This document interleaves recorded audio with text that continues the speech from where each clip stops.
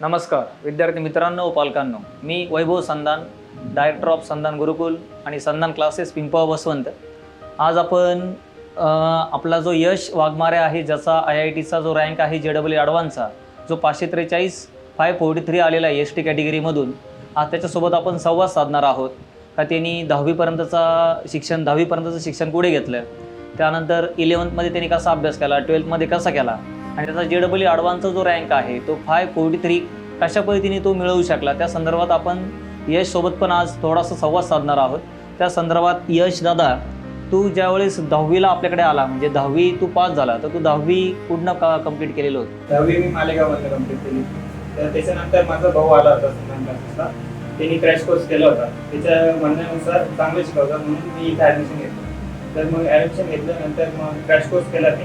नंतर मला शिकवणं आवडलं. त्याच्यानंतर मग मी आपले कोर्स. तर 10वीला तुला किती पर्सेंटेज मिळालेले होते? 86% यशला मिळालेले होते. आणि तुझं बोर्ड कोणतं होतं? CBSE बोर्ड होतं का स्टेट बोर्ड? आपलं साधं Maharashtra board. State board. Semi माध्यम का इंग्रजी माध्यम? इंग्लिश मिडियमला तो होता. बरं. त्यानंतर JEE संदर्भात इन्फॉर्मेशन, मेन्स, ॲडव्हान्स किंवा IITला आपल्याला जायचंय, हे स्वप्न तू केव्हापासून बघितलेलं होतं? मिड 10th, कारण की जेव्हा फायनल पेपर झाले त्याच्यानंतर सुट्ट्यांचे दिवस होते, तेव्हा खूप टाइम होता एक्सप्लोर करायला. तेव्हा मला कळलं की JEE NEET सारख्या परीक्षा राहतात जे टॉप इन्स्टिट्यूटसाठी ॲडमिशनसाठी वापरला जातात.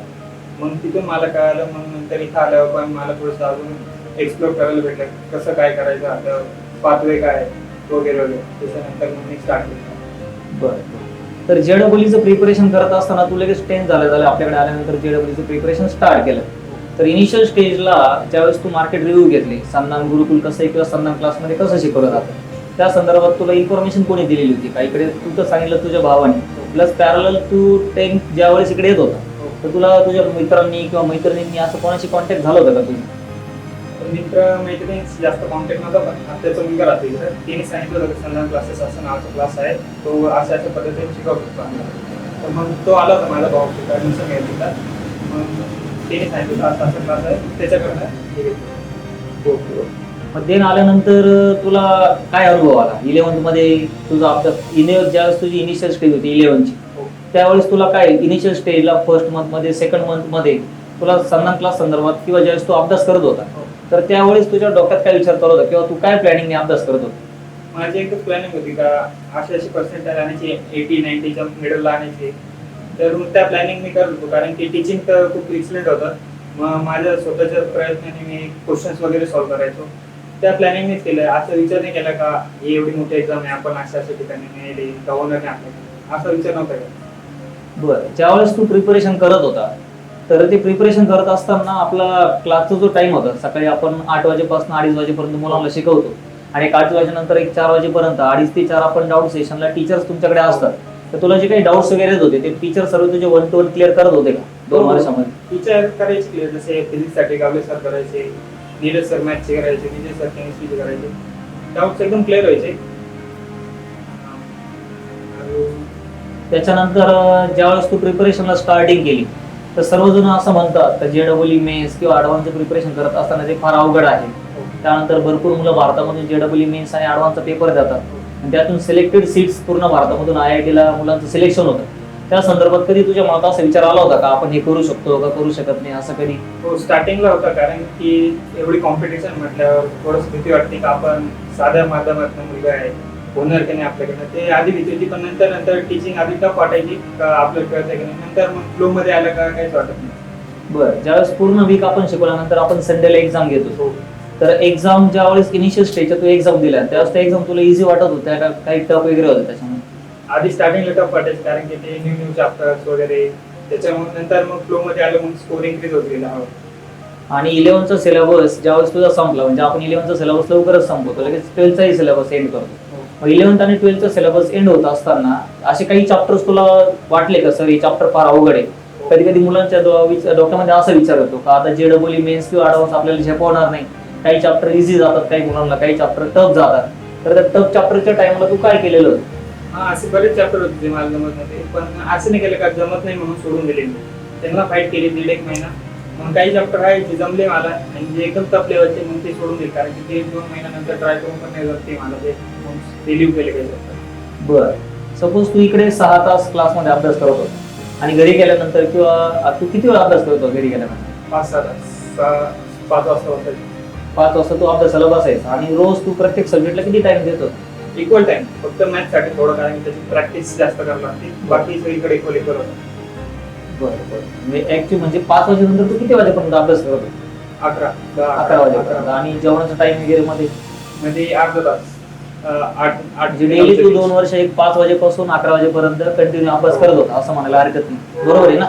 तर याच्यामध्ये टीचरनी जे तुला शिकवलं 2 वर्षामध्ये, तर मॅथ ज्यावेळेस क्लासरूम मध्ये नीरज सरांनी तुला शिकवलं किंवा फिजिक्स गावडे सरांनी शिकवलं असेल, केमिस्ट्री अरविंद यादव सरांनी शिकवलं असेल, तर हे सर्व शिकत असताना त्याचा तुला किती फायदा झाला एक्झाम मध्ये? खूप फायदा झाला, कारण की त्यांनी जे कॉन्सेप्ट शिकवलं होतं तेच मी घरी जाऊन रिवाइज करायचो आणि त्याच्यावरती क्वेश्चन प्रॅक्टिस करायचो. असं बाहेर एक्सटर्नल काहीच केलं नव्हतं. त्याच्यामुळे त्यांनी जे शिकवलं त्याच्यावरतीच नाही होतो अवलंबून, आणि त्याच्यानेच मला फायदा झाला. आणि मॅक्झिमम प्रॅक्टिस आपण PYQ वरती घेत होतो, म्हणजे प्रिव्हियस इयर जे क्वेश्चन होते. Previous year. आणि मी सरांशी बोलल्यानंतरही मला सरांनी सांगितलं, गावडे सर असतील, तर तू फर्स्ट डे पासून PYQ वरती भर देत होता. हो. तर क्लासमध्ये झालेला पोर्शन आणि PYQ मधले म्हणजे इक्वल लेवलचे क्वेश्चन तुला पडले का एक्झामला? हो, इक्वल लेवलचे. PYQ मधले काही टफ असतील, काही इझी पडले, बाकी सगळे मॉडरेट लेवल, PYQ लेवलचे होते. बस. जे एक्झाम मध्ये तुला क्वेश्चन विचारलेले होते हो. ते क्वेश्चन सिमिलर होते का एक्झॅक्ट जे क्लासरूम मध्ये क्वेश्चन एक्झाम्पल आपण घेतले होते ऍज इट इज काही एक्झाम्पल आले होते का पूर्ण त्याच टाईपचे वेगळे क्वेश्चन आले होते एक्झाम? काही सिमिलर होते, काही एक्झॅक्ट होते, फक्त न्यूमेरिकल व्हॅल्यू चेंज केलेले होते आणि बाकीचे थोडेसे कॉन्सेप्ट मिक्स होते. बरं. म्हणजे जसं काही 11वी कम्प्लीट झाल्यानंतर किंवा 12वी चालू असताना बऱ्यापैकी विद्यार्थी असे भरपूर आपण विद्यार्थी बघतो का जे डिप्रेशनला जातात, ते म्हणतात आता माझ्याने होणार नाही, मी हे केलं पाहिजे की नाही केलं पाहिजे. असं काही तुला मध्ये टाइम फ्रेम आली होती का ज्या टाइम फ्रेमला तुला असं वाटलं होतं का आता आपण MST CET कडे टर्न व्हायला पाहिजे काय, असं काही वाटलं होतं तुला? हो, 12वीच्या मिड मध्ये माझं झालं, कारण की त्यावेळेस माझ्या मॉक मध्ये खूप कमी मार्क्स आले होते. तर त्या दिवशी मला किती मार्क्स आले होते तुला? 28 मार्क्स आले होते. म्हणजे जे आपण टेस्ट सिरीज म्हणायला हरकत नाही किंवा मॉक टेस्ट म्हणायला हरकत नाही, ज्यावेळेस आपण ते एक्झाम घेतल्या त्या टाइमच्या एक्झामच्या पिरियडला झालं होतं. तेव्हा 28 मार्क्स आले होते, त्याच्यामुळे मी थोडं डिप्रेस झालो होतो का एवढी 1.5 वर्ष मेहनत केली तरी 26 मार्क्स पडताय वगैरे. मग त्याच्यानंतर मी थोडं डिमोटिवेट. त्या एक्झामला तुला किती मार्क्स मिळाले होते? 28. फक्त 28. हा. त्याच्यामध्ये फिजिक्सला किती होते काही आठवतं का तुला? फिजिक्सचा ॲव्हरेज 10 असतील. केमिस्ट्री जास्त वेगळी होती, केमिस्ट्रीला 6 का किती दिले त्यांनी, मॅथला बाकीचे मार्क्स मॅथमॅटिक्सला होते. मग तू काय केलं मग घरी गेल्यानंतर? घरी गेल्यानंतर त्या दिवस तुम्ही पूर्ण डिप्रेस होतो. मग रात्री परत प्लॅनिंग केली, मग सकाळी वाजता परत प्लॅनिंगला अप्लाय केली. ओके. मग त्याचा फायदा तुला 100% झाला. अजून तू काय असं सांगू शकतो का जर मुलांना का जे विद्यार्थी JEE प्रिपरेशन करताय मेन्स किंवा ऍडव्हान्स, तर किती टाइम स्वतः करता दिला पाहिजे अभ्यासाला? ॲव्हरेज ऑन 5 ते 6 तास दिले पाहिजे. जो मॅक्सिमम स्ट्रेंथ करू शकतो त्यांनी 7-8 तास केला पाहिजे. कारण की जे अशी लेवलची एक्झाम आहे का तिथं प्रॅक्टिस खूप मॅटर करते. कॉन्सेप्ट तुम्हाला भले येतात, कारण की मल्टिपल कॉन्सेप्टवर क्वेश्चन विचारतात, तर मग एखादी कॉन्सेप्ट मिस झाली तुझ्याकडनं तर तो क्वेश्चन पूर्ण सोडून द्यावा. त्यासाठी खूप प्रॅक्टिस लागते, ॲक्युरेसी जास्त लागते, कारण की तू एकदाच क्वेश्चन सॉल्व्ह करू शकतो, नंतर सॉल्व्ह करायला परत टाइम नाही भेटत. त्यासाठी मग प्रॅक्टिस खूप लागते. मग 7-8 तास तरी करायला पाहिजे. सध्या जे मुलं अभ्यास करत आहेत त्यांच्या संदर्भात जर म्हणायला झालं तर तुझ्या बरोबर बाकीचे पण मित्र प्रिपरेशन करत होते, काही मुलांचं 3-4 मार्क्सनी त्यांचं IIT ला ते ऍडमिशन घेऊ शकत नाही किंवा बाकीचेही काही मित्र होते. तर ह्या 2 वर्षामध्ये जे स्टुडंट जवळजवळ मोबाईल वापरतात, म्हणजे सध्या जर सोशल मीडियाकडे फार मुलं अट्रॅक्ट झालेले, त्यानंतर ऑनलाईन गेम्स असतील, त्यानंतर TV सिरियल वेब सिरीज वगैरे सारखे जे असतील, तर त्याच्यापासून तू किती दूर होता हे जर तू सांगितलं तर ते अजून जरा बरं होईल. मी सोशली पूर्ण वापरतो, ना इंस्टाग्राम, ना स्नॅपचॅट, ना व्हॉट्सअप, सगळं सोशली. फक्त जो आपला कॉलेजचा ग्रुप होता त्याच्यावर ऍक्टिव्ह होतो, कारण की त्याच्यावर नोट्स DPP वगैरे यायचं, त्यासाठी फक्त तेवढं मोबाईल वापरायचं, बाकी मोबाईल पूर्ण बसतो. बरं. किंवा काही ऑनलाईन क्वेश्चन वगैरे तू सॉल्व्ह करत होता का? म्हणजे जर घरी मला एखादा क्वेश्चन डाऊट आला तर टाइम नसेल, तो रात्रीचा आला तर मग त्याच्या मी ऑनलाईन वापरतो डाऊट. ओके. म्हणजे मेजॉरिटी अँड्रॉइड फोन किंवा सोशल मीडिया पासून तू बऱ्यापैकी दूरच होतो. आणि जवळजवळ ज्या विद्यार्थ्यांना स्कोर करायचा आहे किंवा JEE ऍडव्हान्स ट्रॅक करून IIT ला ऍडमिशन घ्यायचंय, त्यांना तू हाच सजेशन देशील का तू प्रत्येक मुलांनी हा मोबाईल 100% 2 वर्ष न वापरलेला बरा, लांब ठेवलेला पाहिजे, बरोबर ना? बरं. आता तुझं नेक्स्ट टार्गेट काय आहे? म्हणजे आता सपोज तुझं IIT ला ऍडमिशन होणार आहे, पण देन तू BTech केल्यानंतर पुढे तुला परत MTech वगैरे करायचंय का, काय करायचं? MTechचा विचार चालू आहे, पण घरचे म्हणताय का एमटेक वगैरे करू नको, त्यावर जॉब पाय, मग जॉब वगैरे घेतलं नंतर मग तर आता तू जे आपले विद्यार्थी आहेत जे आपल्याकडे शिकताय किंवा जे स्वतः सेल्फ लेवलला प्रिपरेशन करताय त्या संदर्भात त्या विद्यार्थ्यांना काय मेसेज देऊ शकतो? 2 वर्षामध्ये विद्यार्थ्यांनी काय केलं पाहिजे, कसं केलं पाहिजे, त्या संदर्भात जर तू बोलला विद्यार्थ्यांशी तर त्यांनाही थोडीफार आयडिया येईल अभ्यास कसा केला पाहिजे. मुलांनी सध्या तर सोशल मीडिया पण ऑफ करायला पाहिजे, कारण की मोबाईल आपण जेवढा यूज करू, आपण 2-3 मिनिटासाठी जॉबसाठी घेतो आणि मुलं जास्त त्याच्यावर रील स्क्रोल करतात. तर मोबाईल जेवढा होईल तेवढा अवॉइड करा. एक डेली प्लॅनर ठेवा स्वतःचा, का डेली हा संपूर्ण झोपेल, तो डेली प्लॅनर ठेवा, वीकली प्लॅनर ठेवा सोबत. वीकली प्लॅन केलं कसं होतं तर आपला बॅकलॉग काही राहतो. तो वीकली प्लॅन कम्प्लीट झाला तर आता मंथली पण प्लॅन ठेवा, म्हणजे हा मी प्लॅन केलं तर मला आता हे चॅप्टर रिवाइज करायचे या मंथनंतर, तसं तो मंथली प्लॅनर पण पाहिजे. मग नंतर अजून मित्रांसोबत इंटरॅक्शन वगैरे किती टाइम आपण ठेवले पाहिजे? मित्रांसोबत जास्त इंटरॅक्ट नाही झालं, कारण की मित्रांसोबत आपण बाहेर गेलो तर मग ते जास्त टाइम जातो त्यांच्यासोबत, 1-2 तास तरी मग जातात असे बोलता. त्याच्यासाठी मग 5-10 मिनिटासाठी डाऊट आता थोडंसं बोर झाला तर ठीक आहे, पण जास्त वेळ यूज नाही करायला पाहिजे. नंतर जास्त तर आपण स्टडीवरती फोकस केला पाहिजे. आणि खूप डायव्हर्जन्स येतात का लो फील होतात, नाही केला पाहिजे, पण थोडं कन्सिस्टंट राहायला पाहिजे. तर मिनिमम 5-6 तास करताय तुम्ही, तर थोडं लो फील झालं तर 3-4 तास करायला पाहिजे.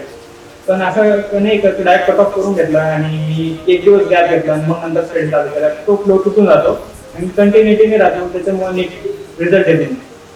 ओके. बेस्ट ऑफ लक तुझ्या भावी वाटचाली करता संधान क्लासेस आणि संधान गुरुकुलतर्फे. आणि असंच वेळोवेळी मार्गदर्शन करायला आमच्या क्लासवर येत जा, आपल्या क्लासवरती येत जा. कारण जे मुलं सक्सेस आहे तर प्रत्येक गोष्ट आपण स्वतःवरती अनुभव घेऊन शिकू नाही शकत. ज्या मुलांनी पासआउट झाले किंवा ज्यांचा रिझल्ट आलेला आहे तर त्यांच्याकडनं जर विद्यार्थ्यांनी इन्फॉर्मेशन घेतली का अभ्यास किती टाईम केला पाहिजे, काय केला पाहिजे, आणि ज्यावेळेस तुम्ही विद्यार्थ्यांशी सांगता तर तुमच्या आणि विद्यार्थ्यांच्या गॅपमध्ये 1 ते 2 वर्षाचा गॅप असतो, तर त्यांची आणि तुमची फ्रिक्वेन्सी लवकर मॅच होती. याचा आज जो रिझल्ट आला, त्याचा जो रँक आला JEE ॲडव्हान्स 543, हा येण्यामागे जेवढे संधान क्लासचे एफर्ट आहे तर त्याच्या 4 ते 5 पटींनी त्याचे स्वतःचे एफर्ट आहे. प्रत्येक ठिकाणी जे टीचर शिकवतात तर टीचरचं एक फक्त डायरेक्शन देण्याचं काम असतं, पण ती डायरेक्शन फॉलो करायचं आणि स्वतःशी प्रामाणिक राहून अभ्यास करायचं काम हे विद्यार्थ्यांचं असतं. मग ज्यावेळेस विद्यार्थी स्वतः प्रामाणिक असतो स्वतःशी तर त्याचा रिझल्ट 100% येत असतो. तर आत्तापर्यंत संधान क्लासनी किंवा संधान गुरुकुलनी मागच्या 13 वर्षापासून विद्यार्थ्यांना दैवत मानून आत्तापर्यंत आपलं काम केलेलं आहे. विद्यार्थी हे आमचं प्रथम दैवत आहे. त्यानुसार आत्तापर्यंत जेवढे टीचर्स 13 वर्षामध्ये आपल्याकडे शिकवत होते आणि शिकवत आहे ते एकदम चांगल्या पद्धतीने शिकवतात. तुम्हीही एकदा क्लासला व्हिजिट द्या, डेमो लेक्चर ऑब्झर्व करा, त्यानंतर ॲडमिशनचं कन्फर्मेशन करा. एकदा तुम्ही संधान क्लासला येऊन व्हिजिट द्या असं मी तुम्हाला सर्वांना सांगू इच्छितो.